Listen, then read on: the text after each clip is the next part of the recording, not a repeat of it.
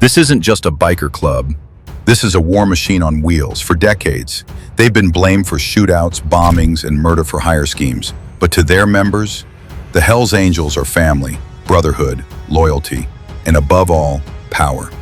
These guys aren't weekend warriors. They live by a code, they ride like a pack of wolves, and when one of them bleeds, they all come howling. So how did a small motorcycle club from Fontana, California, turn into a global outlaw empire? Why do law enforcement agencies from the FBI to Interpol consider them one of the most dangerous criminal organizations on Earth? And what happens when that brotherhood turns on itself? This is the untold story of the Hells Angels Motorcycle Club. The beginning from dust to thunder. It all started in 1948 in the quiet town of Fontana, California. A group of World War II veterans, restless and wild, returned home only to find themselves strangers in a world they had supposedly fought to protect. Jobs were scarce, patriotism was fading, and the brotherhood they had in the trenches? Gone. So they made their own. Fueled by a love for motorcycles, rebellion, and the need to belong, these misfits started what would become the most infamous biker gang in the world. They named themselves the Hells Angels, borrowing the name from a World War II bomber squadron. And just like those bombers, they came in fast, loud, and left nothing but chaos behind. By the 1950s, the club had begun to expand. Chapters opened across California, San Bernardino, Oakland, San Francisco. But it was in Oakland where things really took off. Why? Two words: Sonny Barger. The rise of Sonny Barger. If the Hells Angels were an army, Sonny Barger was its general. Ruthless, charismatic, and cold as steel, Barger took control of the Oakland chapter in 1957. Under his leadership, the Hells Angels became organized, militant, and deeply feared. He turned rowdy bikers into soldiers. He created a national hierarchy. And most importantly, he gave the club a purpose. Barger believed in loyalty above all. Cross the club and you'd pay in blood, but stay loyal and you'd be protected for life. He oversaw alliances, turf wars, and secret meetings. He dealt with rival gangs, dirty cops, and federal agents. By the 1960s, the Hells Angels were no longer just a biker gang, they were a culture. The Altamont disaster, peace and violence collide. December 6, 1969, the Rolling Stones threw a free concert at Altamont Speedway in California. Hundreds of thousands attended. To keep things in check, the band hired the Hells Angels as security. Bad idea. What started as a celebration of music turned into one of the darkest days in rock history. Chaos erupted, fights broke out, and then someone died. A concert-goer named Meredith Hunter was stabbed and killed by a Hells Angel wielding a knife. It was all caught on film. The media went wild. The Hells Angels became public enemy number one. But while society was shocked, the club didn't blink. Violence wasn't a byproduct, it was part of the deal. The code brotherhood, blood and betrayal. Being a Hells Angel isn't easy. You don't just walk in with a Harley and a leather jacket. There's a process. First you hang around, then you prospect. And if you're lucky or crazy enough, you patch in. Once you wear that death's head patch, you're in for life. You ride hard, you fight harder. You don't snitch, you don't run. And if a brother calls, you answer, no matter what.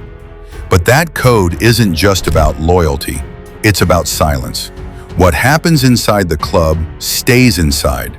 That's why even today, most stories you hear about the Angels come from law enforcement leaks or the rare turncoat who dares to testify. And those who talk, the nothing, they usually don't live long. The feds come knocking. By the 1980s, the Hells Angels were under full-scale investigation. The FBI labeled them a criminal enterprise under the newly empowered RICO Act, the same law used to dismantle the mafia. Why? Because everywhere the Angels went, trouble followed. Drug trafficking, weapons smuggling, extortion. Police claimed the club operated like a cartel on two wheels. Massive raids followed. Clubhouses raided, members arrested, entire chapters brought down. But the Angels didn't crumble. They adapted. They got smarter, more secretive, and in some cases, they lawyered up like CEOs. The Oakland chapter, still led by Sonny Barger, became the fortress. It was both the crown jewel and the last stand. Even when Barger himself was convicted in 1988 for conspiracy to kill rivals using explosives. He served just 4 years.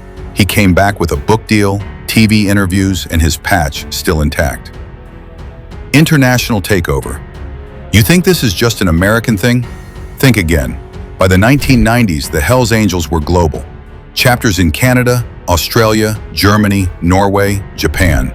In some countries, they were seen as rock stars. In others, terrorists. In Canada, they waged a brutal turf war with rival clubs like the Rock Machine. Over 160 bikers and civilians died in what came to be known as the Quebec Biker War. Bombings, drive-bys, public executions. It looked more like Colombia than Canada. In Europe, German authorities claimed the Angels were involved in everything from prostitution to arms deals. In Australia, shootouts erupted in broad daylight, and yet, the club kept growing. Why? Because rebellion sells. Because in a world filled with rules, the Hells Angels offer freedom. Twisted, brutal, and sometimes beautiful freedom. Enemies and allies. But where there's power, there's rivalry. The Angels have battled dozens of clubs, but their most bitter enemies? The Mongols, MC, and the Outlaws. These aren't just fights over patches. They're wars over territory, drug routes, and respect. Shootouts at casinos, pipe bombs at funerals, mass arrests at biker summits. The violence has spilled across state lines, even onto foreign soil. In one infamous incident in Laughlin, Nevada, in 2002, a full-scale brawl broke out between Hells Angels and Mongols inside Harrah's Casino. The floor turned red. 3 men died. Hundreds watched in horror. These aren't bar fights. These are military operations with leather jackets. Inside the clubhouse cup. What really happens behind those steel clubhouse doors? Some say it's just bikes and beer. Others whisper about weapons, trafficking, and blood oaths. The truth? Somewhere in between. Hells Angels meetings, called church, are sacred. Votes are cast, loyalty is tested, ranks matter. President, VP, SGT at arms. But so do ambition and betrayal. Some chapters clash, some brothers turn rivals. But patch over, rat out, that's a death sentence. Legacy and spirit. Today, the Hells Angels are a global force. Feared, legendary, and still riding. Crackdowns haven't stopped them. Prison hasn't broken them.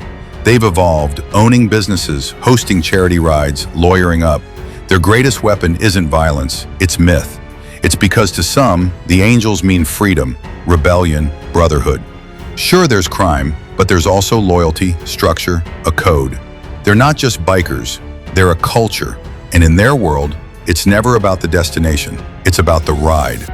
If you enjoyed this deep dive into the outlaw life, don't forget to like, comment, and subscribe.